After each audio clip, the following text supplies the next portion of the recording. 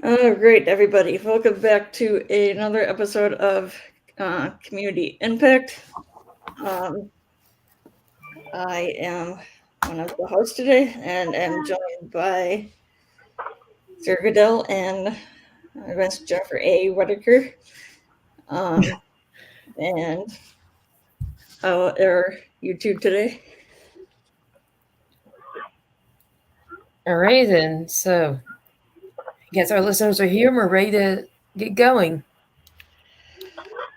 So, Sarah, have you had any excitement going on or news that you want to relate to the listeners right now?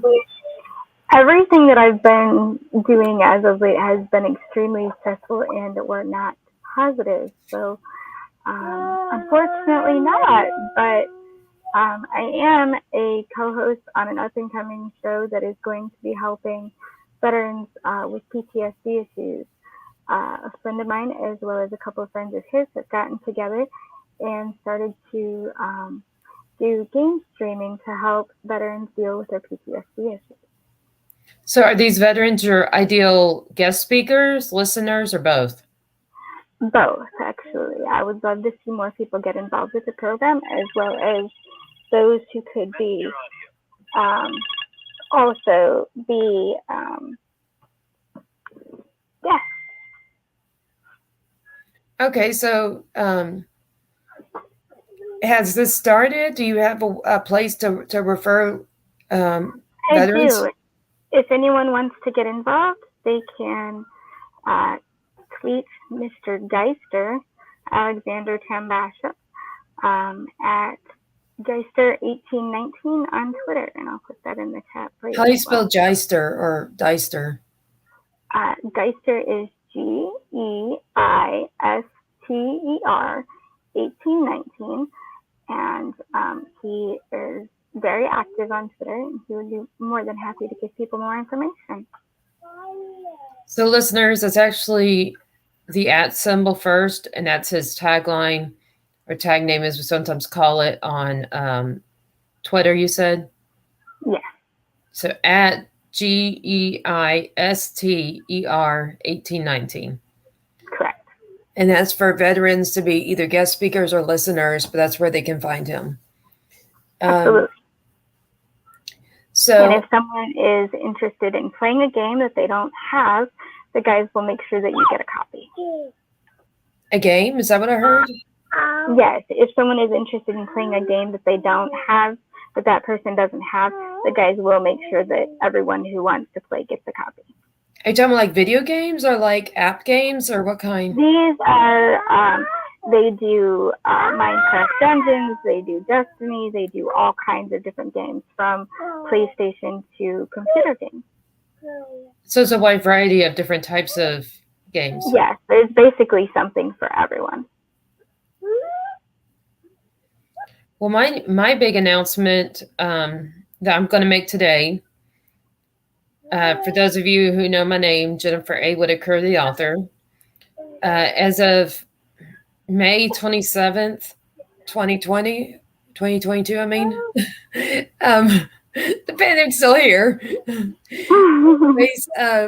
For this coming May 27th, my book, How to Know God is Real, will be released first time ever as a audiobook. So that'll be the big launch. And so I'm looking for different podcasts to get the word out.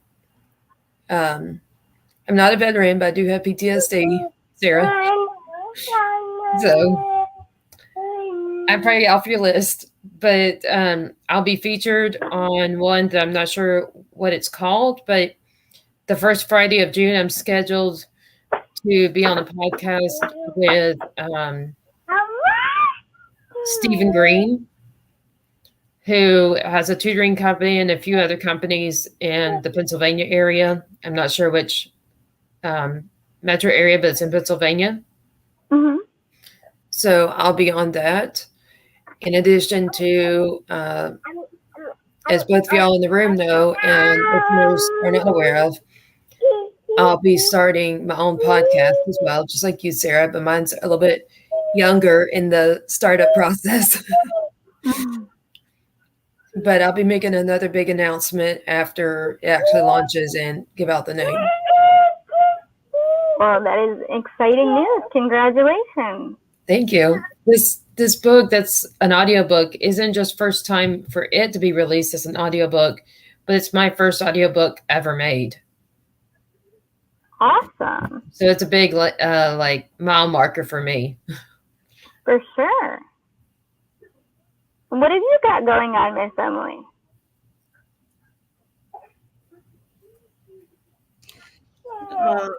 Oh boy. Looks like we got a furry friend joining us. Yeah.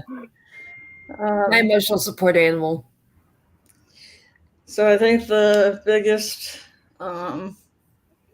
thing for me at the moment, Sarah and I are helping with a hybrid veteran fundraiser. It's going to be July 29th, 30th, and 31st. My big helping veterans and military. So that's my biggest thing at the moment. And you said it's that you're helping people from the military? We are working on a hybrid veteran fundraiser that is being presented by a project I had called HopeStalk, and the presence of HopeStalk is to bring awareness to veteran suicide. The numbers, everyone's familiar with the number 22. However, up to 37 veterans a day are killing themselves. But is this Emily saying she's helping out with yours? Because I thought she was saying something else. No, it's a different fundraiser, but we're working on it together. Okay, so Emily, would you clarify to listeners what are the two fundraisers? What you're doing with them, what you're doing with Sarah, and then what is the other one you have going on?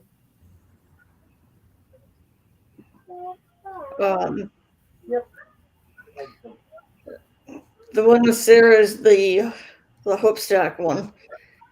And then I'm not sure if I don't know what the other one you're talking about is, but we are starting one with Zach Clayton and Community Pay It Forward. Okay. And more details to come on that. Okay. Emily is definitely wearing a lot of hats these days. She has been a podcast extraordinaire, trying to get everyone situated and help us get a new regiment for everything to be more organized and get everything together so everyone is on the same page. I think that says something about her character as to why she'd be the type that so many listeners would want to seek out to listen to and hear from. Absolutely. That's something about, her compassion and her care and maybe passion even about what she does that says it as being on compassionate citizen. She's a prime example and not just somebody part of a team. Absolutely. She takes it to heart, and I've seen her do an awesome job with everything that she's been a part of. Thank you, guys. Absolutely. I see Emily playing shy. You can see that because she's like half off camera right now. She doesn't want to see her voice.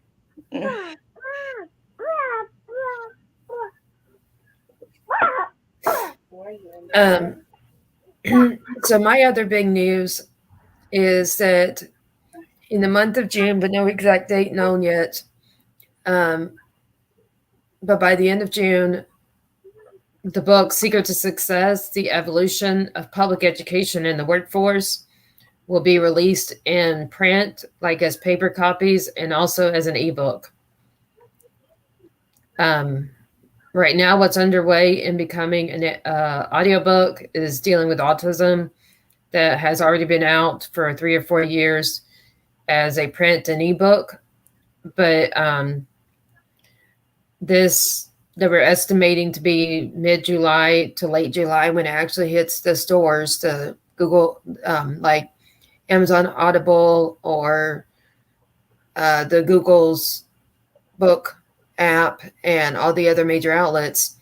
Is probably going to be the end of July when it actually is accessible to be purchased. But whatever's the exact date, I'll let all the listeners know on either my podcast or here on World of Ability when they see me next, and that timeline comes around. But that's going to be book number 4 that's never been released, Secret to Success, The Evolution of Public Education and the Workforce. And many of us know there's been an evolution in that. The question is, how curious are you about what were the changes? I guess that goes to whether some people think some of those changes are good or some of those changes are negative. But I think many of the changes that we've seen because of the pandemic have actually been positive. Well, the interesting thing is, I don't take a stand on whether I support them or not. I'm doing an observation of what I've noticed. I'm not saying, we need to support whatever, and refuse this other whatever. I'm just saying these are the observations of what has changed in the two, and how it has a toll on the workforce. That should be very interesting.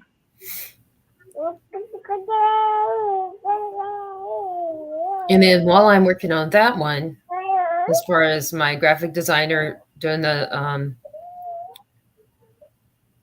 like making the cover and other things like that are what some of my team has to do before I can actually publish it, is that I am working on writing. I have it already written as my rough draft, and I'm typing up Lobectomy, How It Saved My Life, Volume 1, which is the testing journey. And that's expected to be released in print and ebook in probably August or September. But it's going to be the one after Secret to Success. It may even be July when it's in print and ebook. But that said, I've got the first two volumes of that series written. It's just a matter of I got to start with volume 1 and type it up to be the final draft, and then send it to my editor and all before actually publishing. And once that one gets in her hands, the volume 2 that I already have written will go through that cycle to get eventually out. But as both of y'all know, Sarah and Emily, I had an investor that invested in me spending my predominant time in my writing career instead of like splitting between my tutoring, consulting, and other stuff. So I'm flying with more and more books being done. So that's 2 of 1 series. I'm writing number 3 of the series already. And I have 2 more books that started.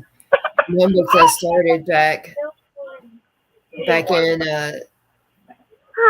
February or January of 2020. I already found the conclusion. Well, I did all my pieces, the whole climax and all the pieces. I just have to assemble it via an actual written manuscript. But something recently happened that's what I decided was the result of that 2020 experience that was not the pandemic, but was in January before the pandemic happened. And that book's going to be called 30 Days of Valentine's.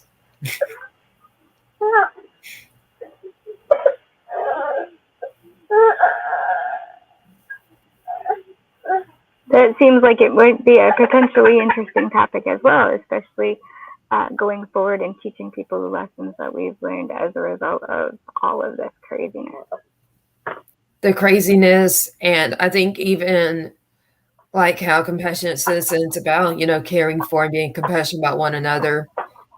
Not necessarily romantic, which is what you get the edge when I say 30 Days of Valentine's, but still that it's compassion or love or other forms of caring for others. That maybe some people with the pandemic have anger or whatever because they lost this or that loved one. versus we've learned and improved as a society. Because even if as a society there's a possibility there are those other people that have anger or something else because the pandemic costed them so many relatives or friends' lives.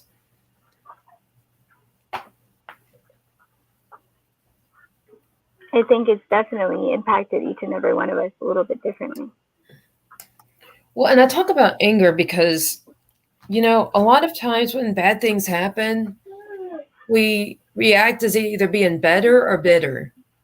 And like anger is on the bitter side of the reaction versus love is on the better side.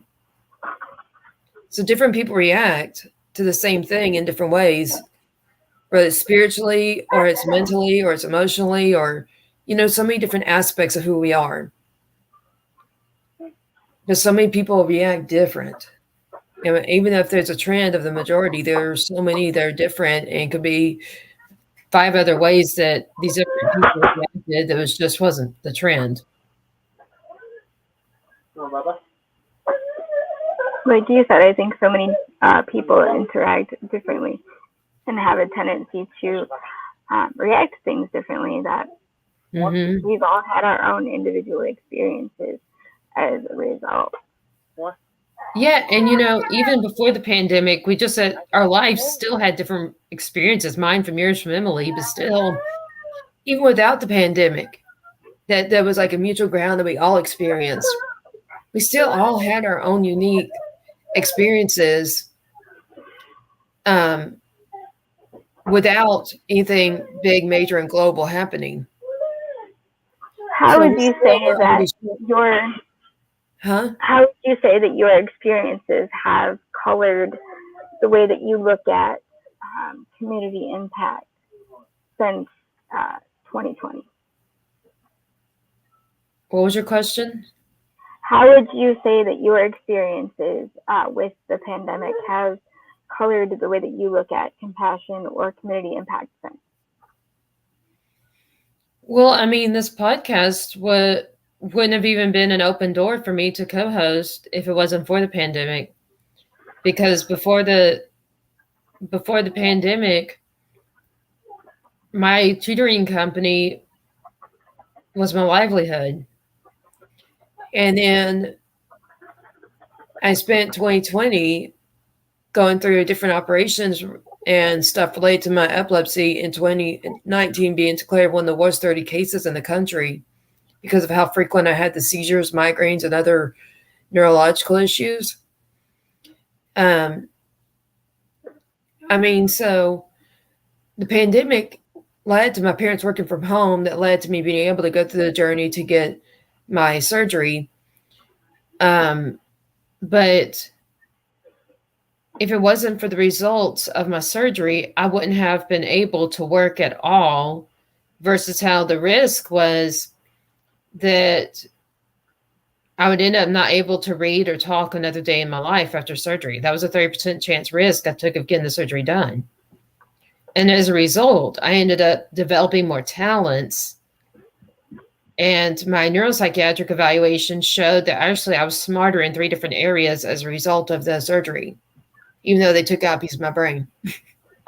Wow. So that led to where with the pandemic, my tutoring company had 0 revenue, but here I developed new talents. So I started going to networking events, and that's where I met Kurt. And then it was actually Emily's idea in November of 21, when they needed somebody to help out, to invite me to co-host. And her invitation, Kurt's approval, Kurt and I knowing each other through Happy Neighborhood Project. Those are like different pieces of a thread, okay? They weave together. They made a new journey for me that then opened up my experience of how much I enjoy this stuff, being on the podcast and all, meeting people by surprise. I don't know who's coming on the other end. As far as like today, it's you and Emily. Well, there's consistency. It's usually Emily. But who's the person I interview changes each time, and I don't know ahead of time. So there's a bit of, surprise, but hey, let's try to curve this around based on what profession this other person does. And so I found that experience, and it's something I enjoy that I'm able to do, and I couldn't do before surgery. But I wouldn't have even been experimenting if it wasn't for the pandemic that had my company at zero revenue and was on the verge of shutting down, and actually eventually did shut down. So it's different things that weave together to bring it into being. And yes, the pandemic played part. I mean, it was the whole thing that ignited the idea that I needed to figure out a different line of work because that certain one was not working as far as financially speaking. For sure. And that's why. And Emily, go ahead. Emily, how do you think that the pandemic changed your views on community impact and compassion? So to me, that changed it because that created the open door for me to be on community impact. You see what I'm saying? Mm-hmm. So it helped me impact the community better by having this opportunity to be on here with Emily and sometimes Kurt when he wants to come. But then that avenue it opened with community impact helped me with, like I said, what was, I think, even originally Emily's idea for me to have my own podcast that then opened another door that then led to me having an investor to invest in my books and a different investor that invests in my podcast that will be around soon, but not on any set timeline yet. And so I just had different doors opening, but it's even that part, that me having a podcast, I think started with you, Emily, right? Or was that Kurt? I was the one that brought it. Yeah. I don't know if Kurt had said anything beforehand, but I know I said something about it or asked you. There you go. See, I knew it was Emily. She's the one I owe a thanks to and gratitude to and credit. See, she saw it in me, and she's the one that saw it in me that I would make a great co-host back in November when they proposed the idea. So, I mean, if nothing else, I've met one great person right there, Emily, that sees things in me I don't see in myself. And that's like where I say she's one example of compassionate impact, because that's her compassion to me that saw possibilities, opportunities, and then helped open those doors to make them. Emily is definitely a person who wears many hats. I think all three of us are, because, like, you know, you and I, Sarah, we may have different all hats, like our 3 or 5, how many hats we wear, maybe different than Emily's, but you and I being entrepreneurs, we have to wear it because we have to do our administration, our marketing, our product production, or service rendering. You know what I'm saying? Like these whole facets, there are different parts of having a business. It's not just simply providing your product or service and or promoting or producing it, but there's a bigger picture. So you and I wear many hats too, being entrepreneurs, regardless of what is our business.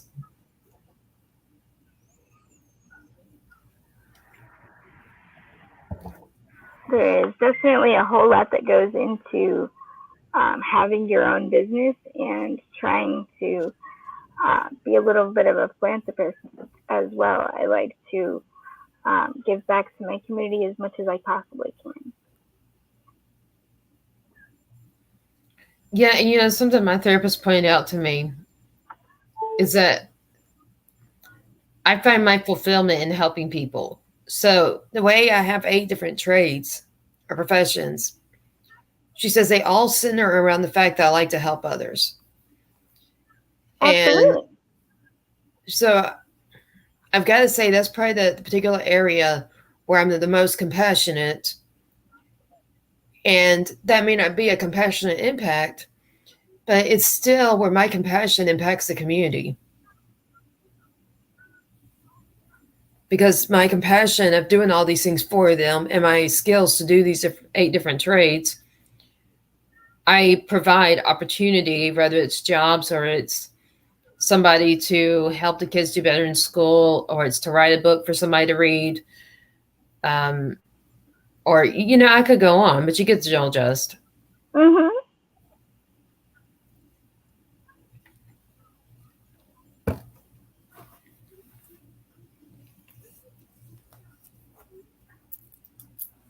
What would you say is the biggest way that you've impacted your community? Is it with your authorship, or is it in another way? Well, my tutoring company was around for 10 years, and that was the largest organization I had as far as how many people worked for me. We had 35 to 45 people before the pandemic that were under me. Mm-hmm.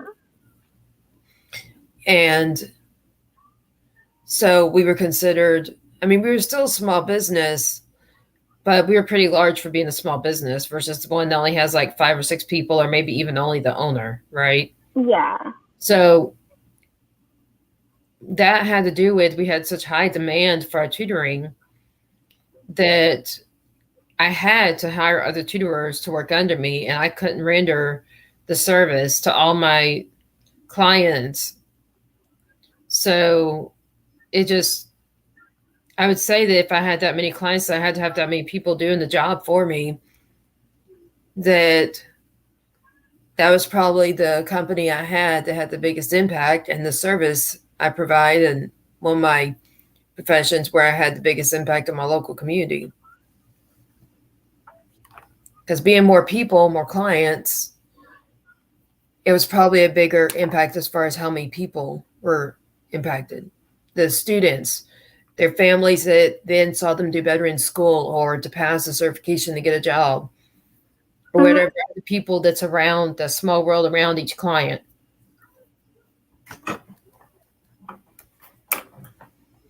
I think that no matter how we impact our community, that each and every time that we are given an opportunity to do that, that it's a very fulfilling experience, at least for me.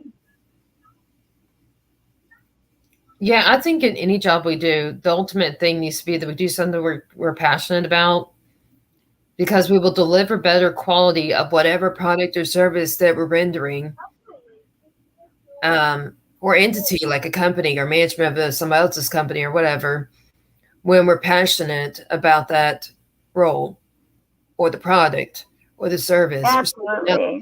Responsibility. I couldn't agree with that more. I think that the more passionate that we are about a particular project, the easier it is to pour our energy into it. And as you pour energy, you naturally, when you're passionate about what you're doing, you naturally put more energy. You have more enthusiasm.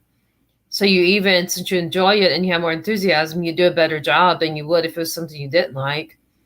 So that's why some of the people that excel the most financially, they're, the well-off millionaires or billionaires, are people who may even not have a college education. But I'm not saying people don't need to go to school, but that they're so passionate about what they do, and they started off with learning about the whatever trade by their hobbies or stuff like that. That's how they had a non-traditional way to acquire the skills and interest that what they seem to all have is passion about what they do. Absolutely. And being so passionate about it in a way that's as kids or whatever that's outside of work, then they read more books about it, or they play with figures more often to learn how to assemble robots or whatever it is that has to do with that topic of their passion. And so they learn in another way, but it's because they're so passionate about it. And I think that has more to do with why we have people that are multimillionaires or billionaires that are business owners that don't necessarily have the education that you and I have, Sarah, or even Emily, or a lot of the other people that are most professionals, right? Because most professions require some kind of degree to get the job. So I think those certain ones, that's what they all have, whether they're the Bill Gates with a bachelor's degree, or they're the what's his name, the guy that owns Facebook, that was a college dropout. Mark Zuckerberg. Say it again, Matt. Who? Mark Zuckerberg is the guy that owns Facebook. Mud Zuckerberg. Mark Zuckerberg. Mark Zuckerberg. So whether it's Mark Zuckerberg, or it's without a college education, or it's Bose, or is it Bass that owns Amazon. Those are two people that were highly successful. They're millionaires or billionaires now, but they don't have the college education, and I think that's why the shared part, whether they have the education or not, is that they were passionate about what they did. I have my 8-year-old is extremely passionate about learning how to code, and she was recently gifted a coding robot. So it's become one of her favorite toys to play with because she can learn but also play at the same time. Right. That's awesome. So you said they're what, totes, or what was it? They are coding robots that actually teach you how to line by line write code. Wow. That's interesting and amazing. But you're talking about like coding, like as in to make an application or a digital app, Yeah. like a website and all that kind of stuff? Yep. I actually put her through a couple of classes over the summer last year where she was able to use one of her favorite games to learn how to code games. And she's absolutely loved it. So I'm excited to see where that goes because Maybe she'll be a video game developer. I honestly think that she may be because she has such a passion for it. Is she passionate about video games as opposed to websites and other things? It's mostly games. Yeah, she wants to learn how to build them and what goes in behind them. So I'm excited to see where that goes because I know that she has the same sort of compassion for community projects that I do. So I'm really excited to see where she takes that. You know, but I think that's great to know that, and this probably feels good to you as a mom, that it's something that's in high demand, and it's not a matter of them wanting to do something that, the market and demand of the job are dying, and you're kind of like, well, will it even be jobs by the time they're done with growing up and going to college and so forth? But then instead, was it your daughter or your son's case? My daughter. She's the oldest. In your daughter's case, it's something that's in a growing demand. So that probably feels good to you to know that. Exactly. Like I said, I'm really excited to see where she takes it. Yeah, she maybe create her own game. App game. Well, that's what a gamer would be doing, right? Or is the gamer the one that tests it? The gamer is the one that tests it. The game developer is the one that does all the animation and all of the backgrounds and things that go into game development. Maybe she'll be an entrepreneur and be on both sides. She develops the games, and then she ends up on the other side as a gamer trying to test her own quality. And then maybe be an entrepreneur like her mom. I could very much see that being a thing for sure. So for me, the pandemic,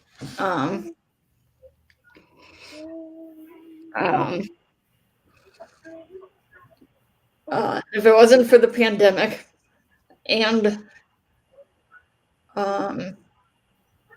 the Happy Neighborhood Project, I'm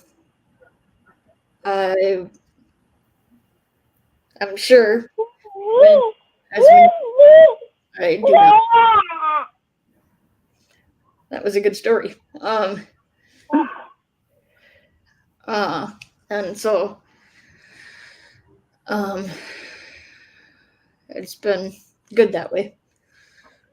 For sure. I think that the pandemic has really changed the way that we look at things. I know that previous to the catastrophe, that a lot of people didn't really think too much of remote jobs unless you were like in maybe a IT field or something like that. But it's become much more common now to have either hybrid work or remote work. And for those of us with disabilities, it's an awesome opportunity. Yeah, some companies before the pandemic thought they wouldn't go on virtual, but then they were kind of forced to during the pandemic, and now it's kind of a. And what you're talking about, Emily, in general, remote jobs before the pandemic were scams. Mm-hmm. There generally were not. I mean, other than being self-employed, there generally was not any legitimate remote work from home job where you were employed as opposed to self-employed. So that's a silver lining it's brought out for people like me that are limited on what kind of job they can do, or if they can even work for anybody else at all based on the sole fact they can't drive. Versus now, like you're saying, these work from home ones came out to be more legitimate options where you're actually an employee, part-time, full-time, whatever, but you actually work for another company. But being able to do it remotely, then, people with my kind of limitations are more likely to be able to find options now. That's a silver lining to the pandemic. Not that it's good that we lost 1 million lives now.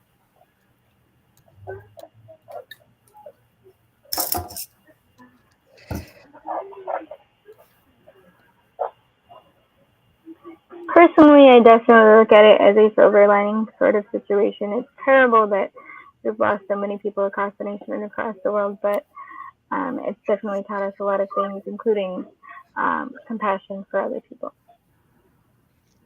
Well, and the only thing about the compassion for other people is, you remember there's a lot of compassion for other people when 9/11 happened and other disasters.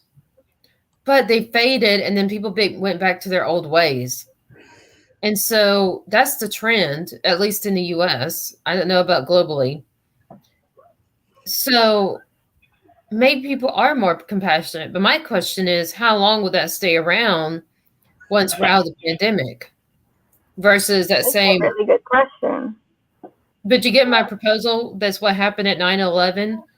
Oh, absolutely, because we had so many people come together, and there was less diversion and less divisiveness.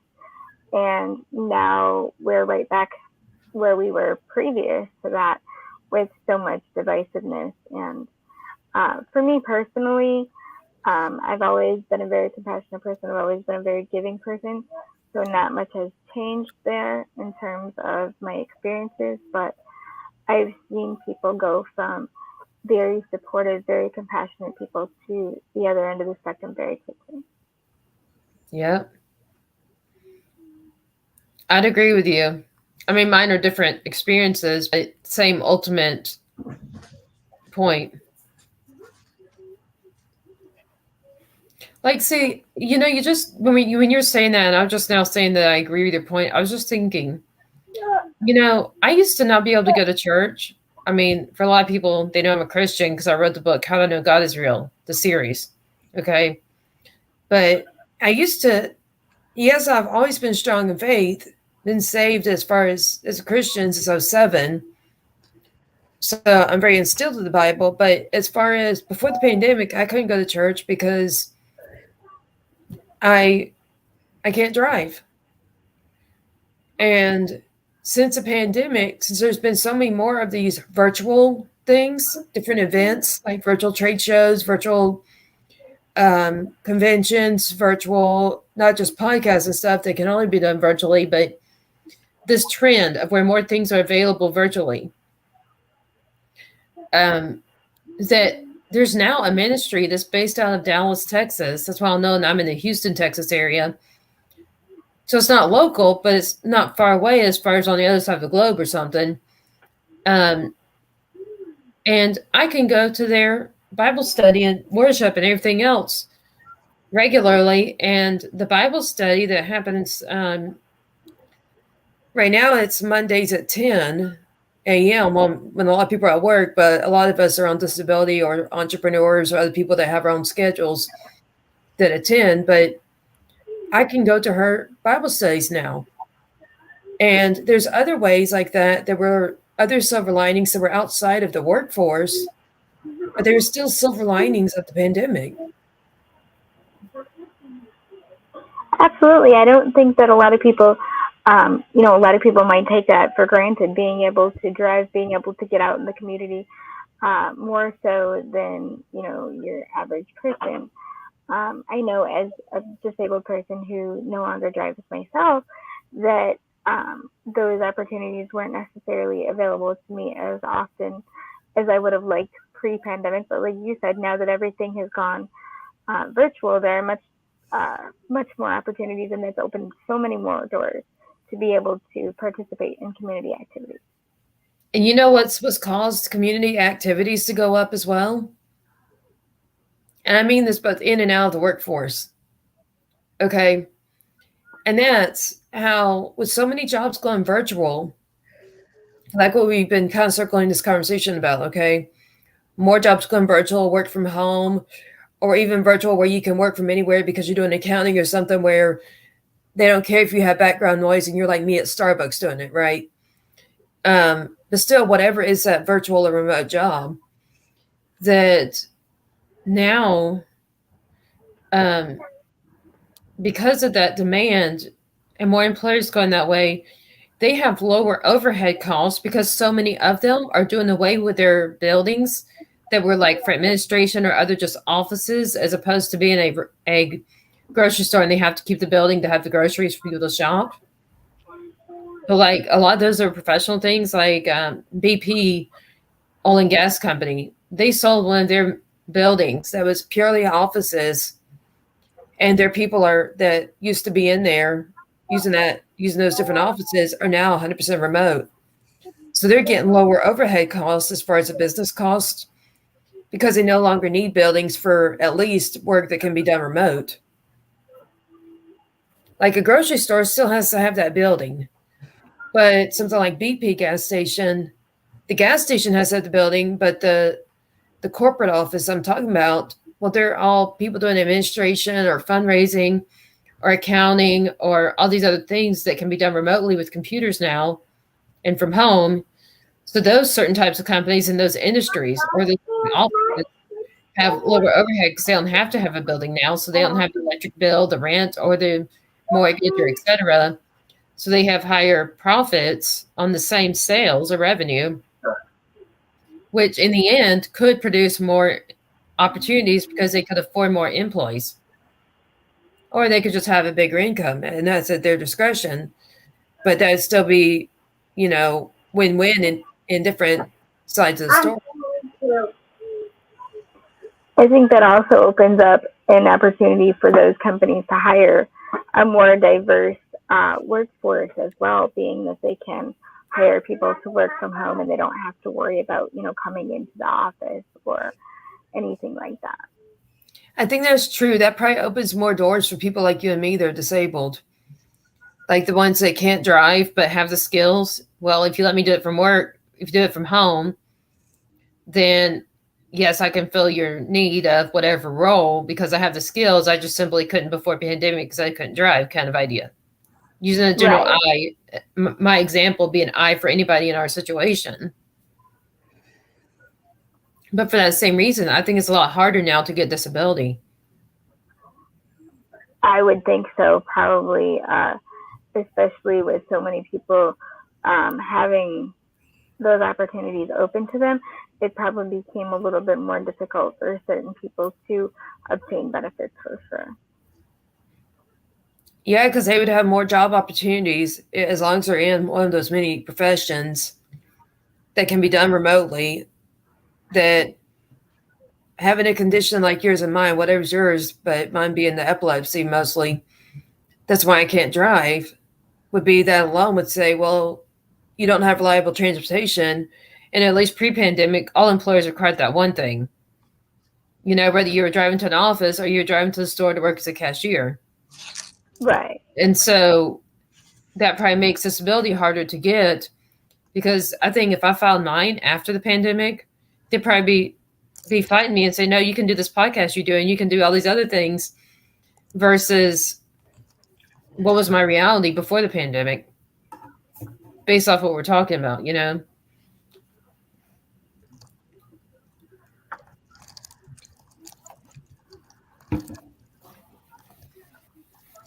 But even like the idea of being on disability is a political topic because there are some people that just frown upon the whole idea of having that program. Yeah, there were a lot of people that assumed that, everyone should be able to work if they can. And what would you start with? Not always possible for some people. Yeah, some people don't understand that it is impossible for some of us, or that we can work, but we can't work enough to make gainful living, which is why we're defined as disabled, even though we're not 100% unable to work. Right. But still, that there are some people that frown on it and think people that are on disability are just people too lazy to work. And So it's kind of unfortunately, like that's you not kind the of case. marked, at least in the eyes of those certain people with that perception. If it gets out that you're on disability, they mark you with that certain idea, that certain perception or viewpoint. Absolutely.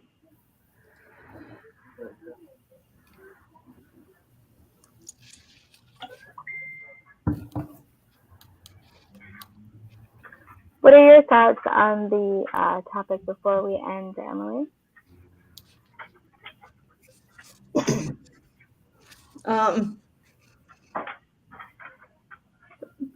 Yeah, I think the whole working from home is or can be very beneficial for those who either can't drive or have other things that prevent them from going into the office. And so good.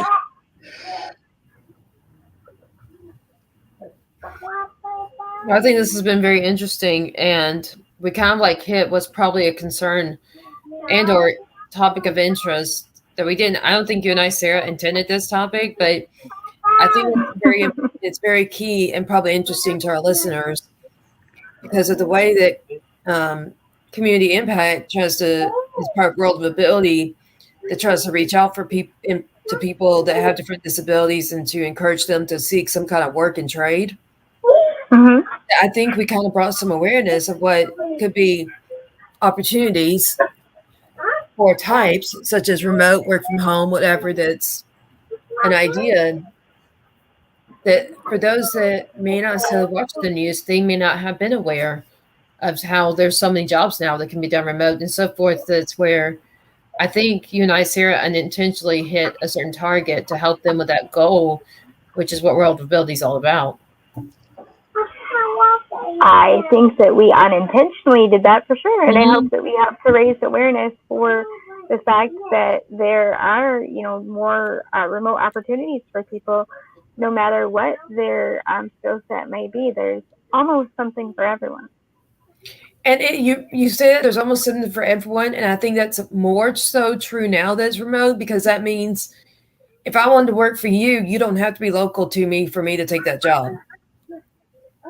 So somebody could live in a rural area that doesn't have jobs, and they could be some of the people that fill these voids of where there's so many employers that can't find enough people with skills that by working remotely, they could be in that rural area that doesn't have jobs and be somebody that fills that void somewhere on the other side of the globe, or at least in another part of the U.S. or wherever they are. That company can't find skills. They don't have the skills, but they're not local. But now that person can apply to the job and hopefully get the job. At least have the opportunity, if not necessarily be the chosen candidate. It is not, one job, maybe giving them that opportunity to apply will encourage them to apply again in the future to something else. Right.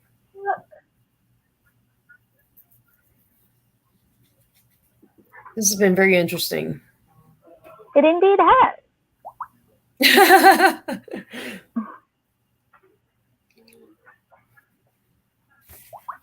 Well, we have about 10 minutes left. Sarah, I'm going to type up and later I'll read my information. Would you like to do your spill, type up and read your information of where people can reach you if they'd be interested in your web design, digital marketing, or having you on their podcast or so forth? Sure.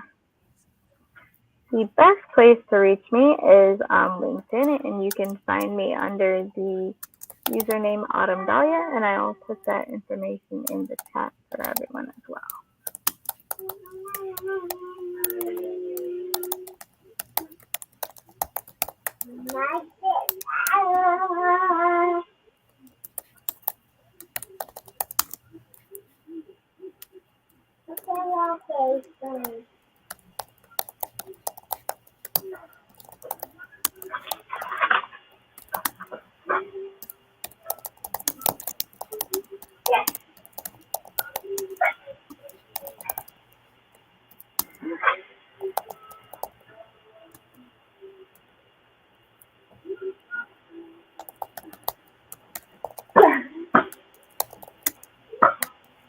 All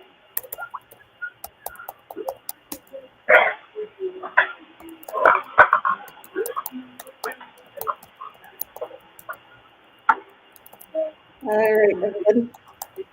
Not done yet. Please give me a second. Twitter, YouTube, Instagram. That's the one I forgot.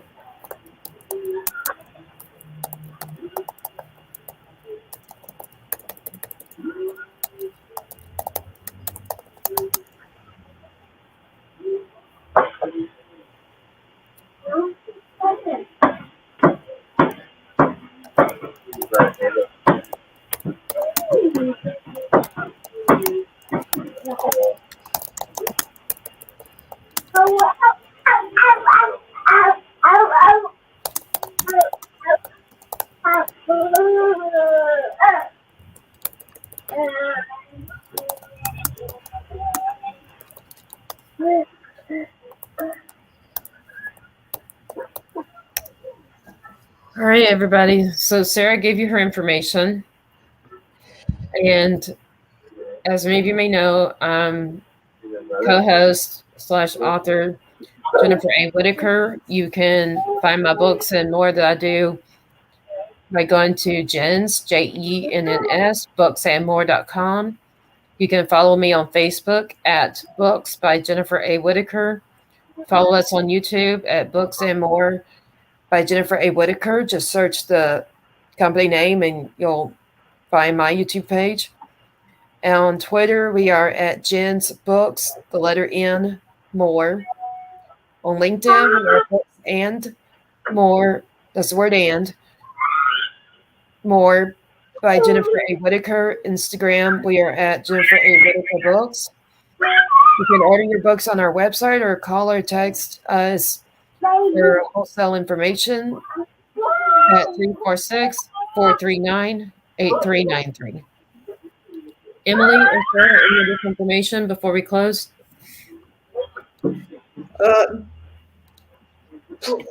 Here we go. If anybody wants to contact me at all, they could contact me at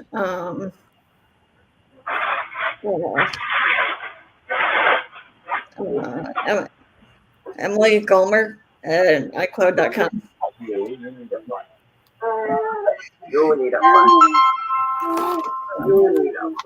She's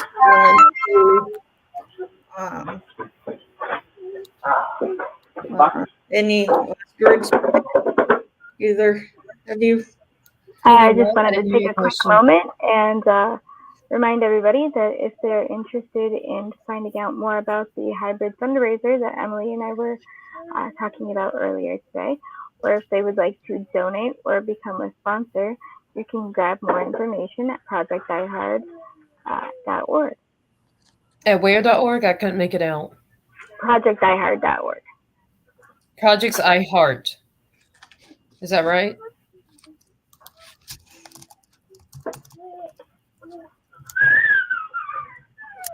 It's in the chat, Jennifer. Okay, projectsdiehard.org. Okay. I'm making sure that listeners can tell, because if I can't tell what you're saying, then I want clarity for listeners. Yeah. Yeah, we don't want anybody confused. Definitely not. Or more confused than they already be. I know, right? Yeah, we're trying to solve the problem, not create it. But I want to thank you guys for coming on today. Thought we good conversation. So that's another episode of Community Impact. We're here every Wednesday at 4 Eastern.